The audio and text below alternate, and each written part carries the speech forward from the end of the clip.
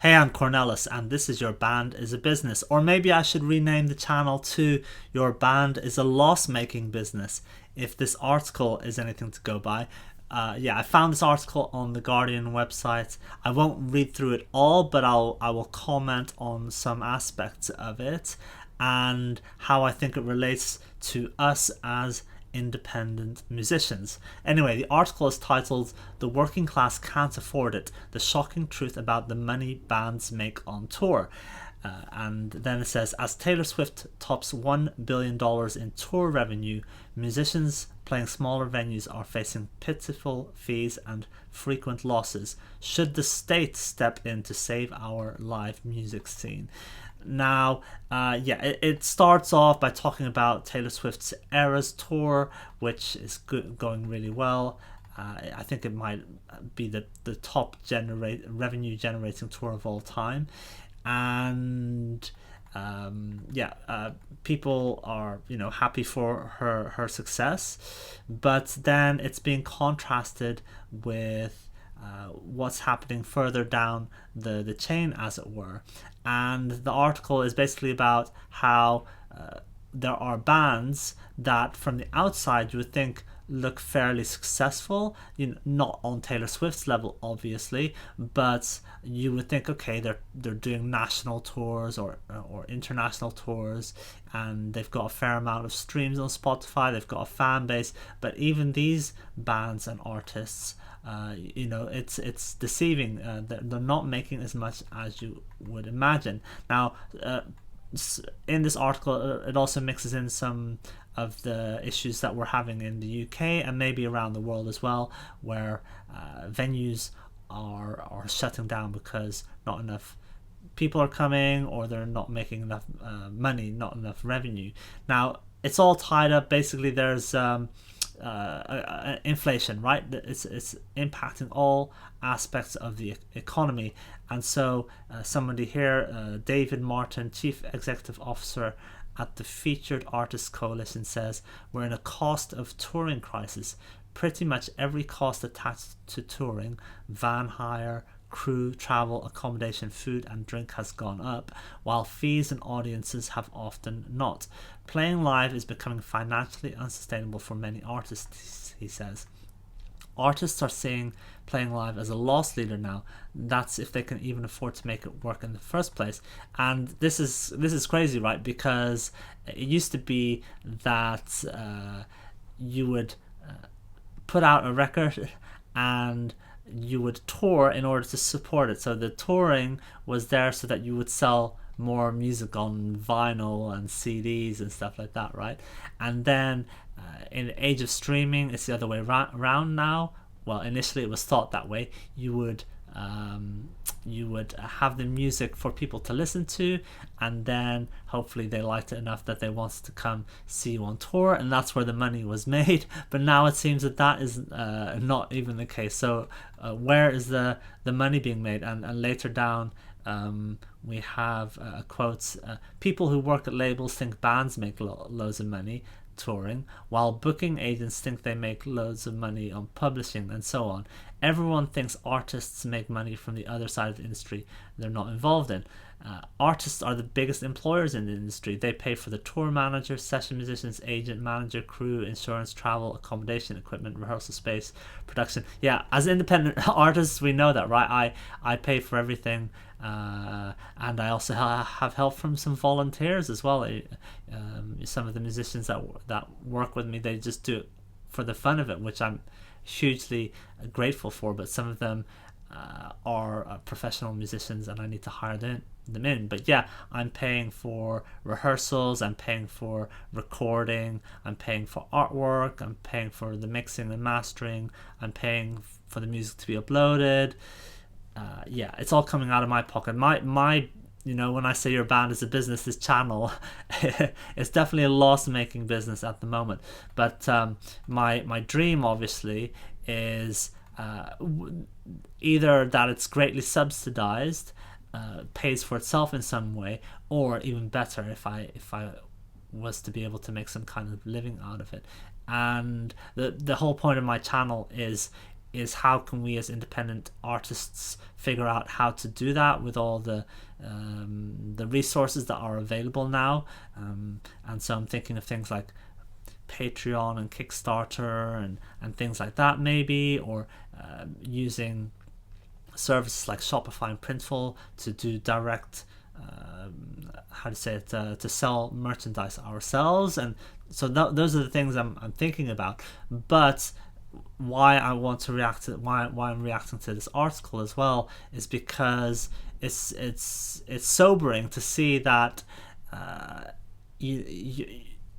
this idea of maybe making a little bit of money touring if you've got a couple of 100,000 listeners, for example, on Spotify every month, that is not happening. And so there's an example here of a band called English Teacher, and they're from Leeds here in the UK. Let's see. On paper, the four piece appear to have made it. They are signed with a major label. Okay, that's maybe an issue. Have played on later with Jules Holland, which is a famous music TV show here in the UK. Get healthy BBC Radio Music 6 airplay. And their debut album has received 5-star reviews, and they're about to embark on the biggest tour to date, which includes an 800 capacity hometown show. So it looks like they're going to be playing a tour to rooms that hold a couple of hundred people. And I had a look at Spotify, and at the moment they're getting about 260,000 monthly listeners. Now, that's something that I can dream of reaching, right? I float between 50 and 100 monthly listeners right now, but to think that potentially I could have that many listeners, and that it might not be a situation, and that I could tour venues with a couple of hundred people, that it would be a hard financial thing to achieve. Now, the caveat here is that they're signed to a major label, right? So how much money are they taking out of the whole situation? And that's where the question is it best to remain independent? And that's where people like me start thinking about, okay, how can I achieve this dream? And is it better to do it as an independent artist, to have your own business, right? Your band is a business, rather than working with a label. And it's a whole discussion whether or not to work with a label, but let's just read the article further and get an idea of what it's like out there. The reality is that it's normal for, this is a quote from the band, the reality is that it's normal for all these achievements to coexist alongside being on universal credit. So that's benefits, living at home or sofa surfing, which is what they did when they were recording the album. In the 4 years of existence, English Teacher have yet to turn a profit from touring. Now, I don't know if this is because the label is taking some money, or if the whole thing is not really profitable. I think that's the issue, right? Where it says here, the only thing that we ever make any kind of profit on is festivals, because the fees can be higher. So I think it's an issue where the venues, they've got rising costs, whether it's the taxes or the rent or the electricity, and so they have to take more of the money that's coming in. People obviously, with the economy or inflation, they might not have as much money to spend on going to gigs, so not as many people are going out, and then they might not buy as many drinks. So there's all of that going on, and yeah, it's just really sobering. Here the question is asked, how do they survive? We try to pay ourselves £500 a month each from the band. However, they've been reliant on their advance for this, which is now gone. So okay, so they were taking £500 a month each, which is about $650, I think, something around that amount. And then I guess they were then dipping into their advance as well. So look, I don't want to avoid this the question of is the label being predatory and taking advantage of them, but there is the reality that just like touring is the gas is expensive, and the hotels are expensive, and all that kind of stuff, and it's really difficult to to break even. I was reading actually. I haven't seen the original post, but somebody mentioned that a band from the US called "And You Will Know Us by the Trail of Dead" did this national tour, and they actually made a loss on it. And the thing is, within this wider idea of being a business, right? You can have this idea of a loss leader. So, which is okay, you will put money into something with expectation or hope that you will then generate money somewhere else later. So, okay, if we put out the music and we barely get paid for music, but then maybe we can make money from the tour or merchandise sales. But what happens if you're not making that much money there either? Then it's just losses all over all the time. Again, it talks about the change in audience behavior after the pandemic. So that has maybe a part of it, that people just lost the habit of going to live music shows, and they haven't really returned in the numbers that they were previously. And although it says that touring activity in the UK is at its peak, so a lot of artists and bands are out there still trying. Something that UK artists suffer is how difficult it is to tour in Europe now. It says here 74% fewer bands are now touring Europe post-Brexit. It's more difficult to tour in Europe, so there are more artists trying to perform domestically. Okay, that could be an issue. So bands it's so difficult to go abroad, they're just going to stick to the UK, which is a real shame, because the UK obviously has been such a great incubator for music and bands and live music over the decades. Imagine if the Beatles couldn't afford to head over to Hamburg in the 60s, where they really learned their craft, and that was before the EU. It's funny how we live in this world that's sees more and more bureaucracy, and back then they probably just got a boat over, and they had to probably bring their passports, but no one was going to check on, do you have the right permit to play live music in a pub, right? But nowadays you probably need all kinds of licenses and forms and stuff like that. And then there's a band. So this is interesting. For this article, The Guardian has seen 12 tour budget sheets for various bands and artists, varying from up-and-comers to firmly established and successful acts, all of whom regularly undertake headline tours across the UK in venues ranging from 150 to 2,500 capacity. Almost all of these result in losses. So even bands playing to 2,500 people. Understandably, most shared their balance sheets on the condition of anonymity.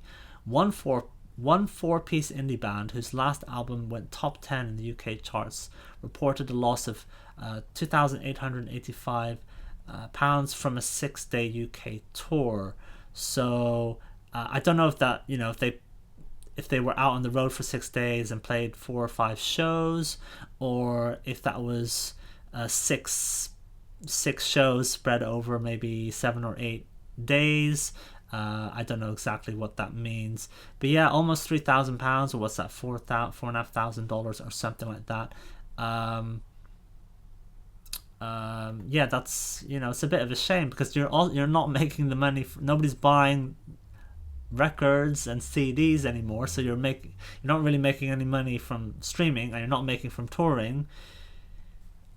Okay, how can you sustain that other than just as a very expensive hobby, which is fine. A lot of people spend a lot more money on their hobbies, if you're into motorsports and stuff like that. But, this is the ground floor of a big music industry. This is the incubator, the startups of the music industry. If you want more people like Ed Sheeran raking in millions and millions for the music industry, then you need to have a bottom level where people can make some kind of money, that they're not, that they're not going to be completely destitute. It says here, and this is interesting, the only tour that shows anything resembling healthy profit was a 29-date tour for a solo artist who came away with £6,550. So after all the costs, I assume, so they made £6,500. But yeah, that's a solo artist, right? So that just, it goes to show, okay, that's less money on travel, food, accommodation. Don't have to split the money between different people. And this is, why people say, why are there not as many big bands anymore? Why is it seems that the pop music world is dominated by solo artists? I think it's because of a lot of these. There's an economic consideration. There's probably a tech consideration. Okay, you can make music on your own a lot easier on your laptop or on your phone. You don't need to recruit other people like you really did back in the day. But then there's an economic situation. It's like, okay, do I really need to hire in other people, or can I just do it myself with a loop pedal? So all of this is this is something that's happened throughout history, where economics and technology are informing the art that we make, and it is what it is in a way. But it is also a shame if we lose an aspect of live music, and the future of music is mostly these mega solo stars and people streaming on Twitch. And I'm nothing against Twitch streamers and all that, but like this idea of musicians rehearsing and getting really good at playing their instruments and being really good at playing together in front of a live audience is really an awesome thing. And it's a shame that just gets undermined, and it's partially the economic situation and in a way also end stage capitalism, as it were, where the top 0.01% get all the benefits and we don't care about all the rest. And that's a real shame. On the whole, I'm for free markets and things like that, but I always think of it as a game, right? Whether it's soccer or ice hockey or basketball or whatever game, the game is only fun if there's certain rules that allow some kind of fair play, and that everyone has a reasonable expectation that they can win as long as they put in the work or have the ability. And a game isn't fun if it's just a free for all, or it's just about who has the most money. And well, ironically, that's what's happening in soccer, where there's a select number of clubs that are just being bankrolled by billionaires, and they're just winning all the games and the trophies all the time. Okay, I'm digressing, but yeah. So there's the idea in the UK has been floated to take £1 from every sale that goes to one of these big arena shows and put that money into the grassroots music scene, whether that's supporting venues or musicians. And it's because I'm wary of government funding and stuff like that, not because I don't think it's a good use of tax money per se. There's an argument to be made for it, because you're going to fund the future Ed Sheerans that will bring in millions and millions for the arenas and the drinks and the foods and all that kind of stuff. So but the thing is, I'm always a little bit wary of that, because then you're going to have some committee deciding what kind of music. Oh yes, this is the kind of music that is acceptable, and this is the kind of music that is acceptable. And if you have maybe music that is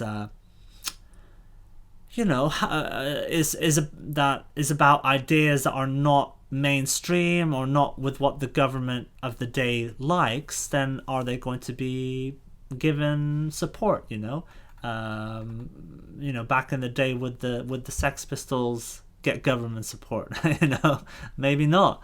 So that's why I'm kind of wary of asking. I think there should be money to support musicians or the arts in general, and to feed the ecosystem and keep the ecosystem alive, so that we can all benefit from it, just at a grassroots level, at a mid-level. And then occasionally we'll have these big superstars, and they will pump money into the economy, and that's a great thing. But I would also like it to be self-sustaining in a way. Let's see what else. It talks about there's this band. Okay, this band has 1, 2, 3, 4, 5, 6, 7, 8, 9 members, and yeah, I mean that's just really hard to do. And the band leader talks about how everyone else gets paid first before he does, which, that's the way any business owner is really. Everyone else, all the employees and the suppliers, everyone gets paid first, and then whatever is left over is for you. But yeah, it says after 4 albums and 15 years doing this, to still be having to gamble on whether I'm going to make anything while everyone else gets paid a guaranteed amount is a struggle. And he talks about somewhere, I can't remember, he said he's got a 2-year-old, he has a child, and it's really hard to justify, okay, I'm going to go on tour for a couple of months and I'm not going to see my kid, and when I come home I've made a negative amount, like I'm worse off than when I started. As much as you love the music and love doing it, and like I said, there are people that pay a lot of money to do their hobbies and they don't expect anything. Like, oh, if you're into sailing or, like I said, motorsports, it costs a lot of money to do those hobbies, and you're not getting anything out of it other than just the satisfaction of it. So that's the argument. Okay, musicians, you were lucky for a while, for a moment in time you were lucky that you could make money from selling music or making a living from touring, and maybe those days are just over and you just have to suck it up. Maybe we do, I don't know. Maybe music and culture, as I said earlier, they're dependent on the economic system and the technology that is available, and that informs the art that comes out. So the future might be more solo artists and streaming, Twitch and other kinds of streaming platforms. And then there's going to be people like me who are like, oh, remember the days when people used to go out to a bar and listen to a live band. It'll just be one of these weird things that old people used to do, but I hope not, because I think it's a great thing. Let's see, it says, okay, records, and this is a Japanese television, which is a space surf band. They headline 100 to 300 capacity venues. They did an 8-show tour, and just taking a 5-day gap in the middle because of some rescheduling cost them £1,200, and they were already set to lose 700, so they're going to lose maybe £2,000. Records and t-shirts are basically what keeps us going, says the band's member Tim Jones. The only way this tour is working for us is because we just put out our 2nd album and we did about 60 pre-sales on the vinyl, and that was basically enough to pay for the van. It's a hobby that just about pays for itself.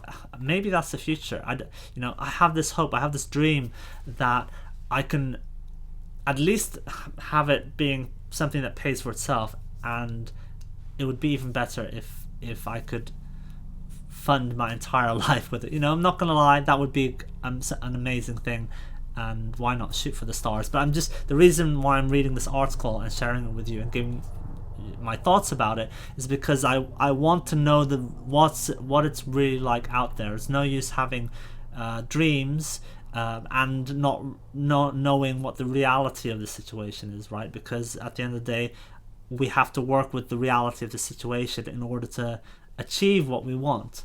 Then the question is, who else will be able to afford to pursue music as a hobby? It depresses me how many middle and upper class people there are in the music industry. So this is the issue, right? Nothing against people from different backgrounds. You can't help who your parents are or how you were raised or anything like that. But the idea is, okay, is it only going to be people that don't have day jobs that can make music? And there's this the situation. What's the band? I can't remember right now. It's the son of Bono from U2. He has a band, and they're on the tip of my tongue and I can't quite remember who they are. But I remember listening to them and I was all set to hate them. I was like, oh, nepotism. But it's, fair play. It was good music. I enjoyed listening to it, and I wouldn't be against, if they were at a festival, I would go check them out if I was at the festival, right?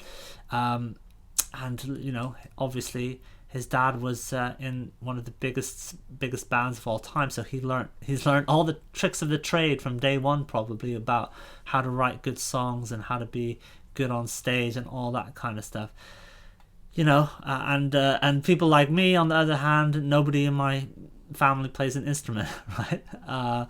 That's just the way it is. But it would be a shame if it's only people like that in the future that can make it, as it were, as a musician. And look, when I'm talking about making it, there's different ways to do it, and there are people out there that's the great thing. I'm reading this to figure out the reality of the situation, but there are musicians, independent musicians especially, who are making a living, and some of them even a really good living, and that's through a combination of, okay, they get some money from the streaming and they make money from merch, and sometimes they do some live shows and they have a Patreon or whatever. So it is possible. But I think what this article really highlights is that the touring aspect is really expensive, and now that I think about some of those independent artists that are making a living from music, some of them don't tour, right? And that's the thing. This seems to be the thing, that if you want to tour, be aware that it can cost a lot of money, and you have to weigh that up. And so I'm wondering, is the future that bands will not do, like, they won't do those kind of tours anymore? Maybe bands will stay regional for longer until they hit some critical mass where they can actually afford to tour nationally or internationally. Maybe that is the situation. I've taken my band outside of London once. I took them up to Manchester. And that just cost money. I didn't make anything out of it. That was a loss. That was a little holiday expense, I guess. But obviously in London it's easy for me to get around and play gigs. And maybe that's the future of a lot of bands, is that you stay regional for longer. Who knows? Now it says here, speaking from experience, bands with 4 or 5 members now need to be playing be playing 2,000 plus capacity venues nationwide to really start to see things tip. If you need to be playing venues with at least 2,000 people to make it worth doing, basically, in terms of that you're not running loss. And that's insane, right? Because if you're a band starting out, think about all those bands that are huge now, like Radiohead or Oasis for a while, Muse, Ed Sheeran, all those artists. They all played venues where there were maybe 20, 30, 40 people in the room, 50 people, 100. They built it up. But now it seems like, right, you can't even make it work unless you can bring in 2,000 people, which is just insane. It's just this, this is this thing with a lot of aspects of the economy. It's this winner takes all. Like, you're either in the top 0.01% or you're just nothing at all, and it's just you're doing it for the love of it, and it's just a money sink. And again, I don't want to sound entitled. A lot of people don't make any money from their hobbies, and they put money into it and they enjoy it. But it is a shame, because sometimes you hear questions like, oh, why is it always the same old bands that are headlining these big stadium festivals and big tours? Where are the new great big artists? There's comparatively very few of them. Yeah, because the whole ecosystem is being hollowed out, and there's no ladder that you can climb slowly over the course of over 5, 6, 7, 8 years. It does happen still occasionally, but not the way that it used to. But it's one of those situations where people just accept it, because if younger, each new generation won't know what it was like beforehand, so they don't really notice it. But in previous decades, you would have a bigger amount of artists that were like moving up the ranks, and it doesn't seem to be happening anymore. So there's a Grammy-winning Pakistani singer. Touring has been amazing. We headlined a ton, had massive turnouts, and have proven ourselves in all markets, yet still running tens of thousands in debt from the tour, and I'm being told that it's normal. Why is this normal? This should not be normalized. So I don't know if this guy is signed or not. Maybe that is an issue. There's an artist who said they went top 10, appeared high on many year-end polls, and was nominated for a major award. But the only way they could make it work is if they could sublet their home. And so article ends with like Taylor Swift record-breaking tour, but at the other end, it's just worse than it's ever been. And then it mentions how apparently in Europe there's more support from the government for upcoming artists, and the question is like, should the UK government support art and music more? And like I said, I'm not against that. It could be a good idea, but I mean, depending on which government you have and who's in that government, they will have ministers and committee members and all that kind of stuff. And so, for example, in the UK, in London, if you want to busk on the underground, you have to there's like a couple of times a year. I don't know the situation, but I do know you have to apply, and you have to basically do an audition. Now, what if you make music with offensive lyrics? That because that's you're expressing yourself authentically, and you have something to say which not everybody's going to like or agree with. The committee's going to be like, no, it's not the kind of music that we want to expose people to. So that will happen, right? There'll be a committee that will decide who gets the money and who doesn't. And for some things, don't want to sound too negative, but obviously, like if you're making instrumental jazz, not many people are going to be offended by that, so that will get money, and fair play. Love jazz music, but if something is more abrasive and controversial, then they might not get money. So ideally I want it to be self-sustaining. Anyway, so what is the conclusion we can take now? It looks that like touring is expensive. You're not going to make money from it. I don't know what the difference is between doing it as a unsigned act, like independent, versus being signed to a label. That could be a big difference. If you are an unsigned band that tours, let me know in the comments. I'm interested to hear your experiences. Are you able to make it work? Because sometimes you see stories about people, especially solo artists, again, that do house shows, and that is very that's profitable if you look at the amount of money that you're paying to travel and hotels and accommodation and all that kind of stuff and food. But then people in house shows can be more generous, and there's no money. Maybe you give the host some money, but it's not going to the venue and the promoter and all this kind of stuff. And that is one way to make it work, and that's something that I would definitely love to try. If I ever had a fan base of people that I could do that, I would love to give that a go. So that's one thing that I've heard about. But yeah, it's just something to think about. Like I have this dream, maybe you have this dream of being able to either make money to fund the whole your music, or even be a full-time musician. But what is the situation out there, and how can we do that, and what place does touring take up in that in your enterprise, in your business as a musician? interesting, very interesting to think about. And yeah, I'm not at that stage yet of national or international touring, although obviously I travel around Europe and do open mics and stuff like that, and busk on the streets and stuff like that.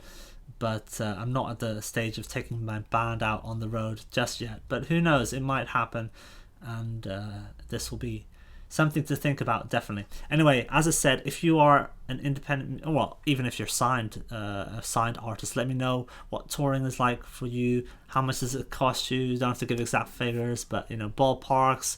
Are you making any money or not? Is it a loss? And independent musicians, I'm really interested to hear about your touring experiences or aspirations, and what is it? What is your reaction when you hear this kind of thing, that it costs a lot of money and that you're not making money for streaming, but you might also not make money from touring? Anyway, let me know. I'll speak to you guys next time.